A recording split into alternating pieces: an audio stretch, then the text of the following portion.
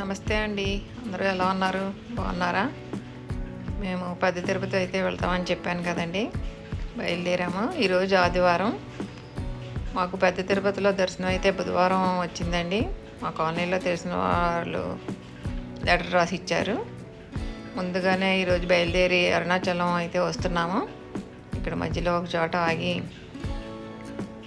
Tiffin అయితే చేస్తున్నాము. ఇక్కడ గులాబీ మొక్కలు చూడండి, చాలా బాగున్నాయి. బాపట్ల దగ్గరలోనండి ఈ ఊరు.